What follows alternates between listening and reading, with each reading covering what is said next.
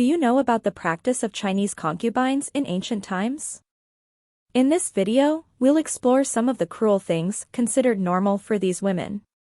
We'll look at the restrictions they faced, the treatment they received, and how their rights were curtailed compared to other women in society. Join us as we uncover the dark history of Chinese concubines and their plight.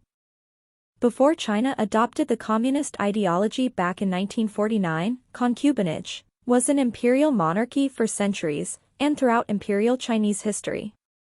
The standard Chinese term translated as concubine was chia. This term has been used since ancient times. Concubinage resembled marriage in that concubines was recognized as sexual partners of a man, and was expected to bear children for him. Unofficial concubines, Chinese, pinyin, by chia, were of lower status, and their children were considered illegitimate. The English term concubine is also used for what the Chinese refer to as pinfai, Chinese, or consorts of emperors, an official position often carrying a very high rank. The life of a concubine. In pre-modern China, it was illegal and socially disreputable for a man to have more than one wife at a time, but it was acceptable to have concubines. From the earliest times, wealthy men purchased concubines and added them to their households in addition to their wives. The purchase of a concubine was similar to the purchase of a slave, yet concubines had a higher social status. As an imperial or royal concubine, your life belongs only to the emperor, and a concubine can't ever step out from the Forbidden City, or the Forbidden Palace, where the ancient emperors of China lived, without any official consent from the emperor. Concubines' main role is to fulfill the emperor's desire, especially in bed, and they are forbidden to have sexual relationships with anyone else. The violation of such rule is punishable by death. Imperial concubines, kept by emperors in the Forbidden City, had different ranks and were traditionally guarded by eunuchs to ensure that they could not be impregnated by anyone but the emperor. In day-to-day routines, they perform ladylike works like sewing clothing and embroidery. They were expected to be well-versed in music, literature, and the art of conversation. They were also expected to be skilled in the four Confucian arts: qin, a stringed instrument, qi, a board game, shu, calligraphy, and hua, painting. Also, a lower-ranked concubine must also attend to higher-ranked concubines' needs.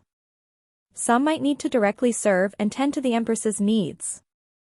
Despite the limitations imposed on Chinese concubines, there are several examples in the history and literature of concubines who achieved great power and influence. Lady Yahaira, otherwise known as Empress Dowager Cixi, was one of the most successful concubines in Chinese history. Cixi first entered the court as a concubine to Xianfeng Emperor and gave birth to his only surviving son, who later became Tongji Emperor. She eventually became the de facto ruler of Qing China for 47 years after her husband's death. Concubine's main duty remains to serve the emperor in bed, and so before the emperor visits the imperial harem, all the concubines will be examined by the imperial doctor. Those that are deemed healthy will be groomed and hope the emperor will choose them for that night. There were often hundreds of concubines inside the imperial palace, so it was considered lucky to be chosen by the emperor, especially if they can bear children and be the mother of a prince. Many of them will have no experience meeting the emperor at all throughout their lifetimes, so we can say they wasted their life hoping they were chosen by the emperor. The position of the concubine was generally inferior to that of the wife. Although a concubine could produce heirs, her children would be inferior in social status to a wife's children, although they were of higher status than illegitimate children. The child of a concubine had to show filial duty to two women, their biological mother and their legal mother, the wife of their father. After the death of a concubine, her sons would make an offering to her, but these offerings were not continued by the concubine's grandsons, who only made offerings to their grandfather's wife. Although concubinage in China may be viewed as inhumane by contemporary standards, it remains a significant element of Chinese history. In the Qing dynasty, 1644 to 1911, and beyond, the treatment and status of concubines improved, and it became acceptable to elevate a concubine to the position of a wife if the original wife passed away, and the concubine had surviving sons. Moreover, despite the various constraints that were imposed on concubines, there were instances in history when they attained considerable power and influence.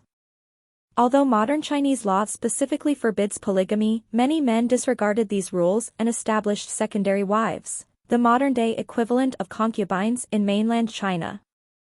That concludes our video on the cruel things that were normal to Chinese concubines. Thank you for watching, and don't forget to like and subscribe for more.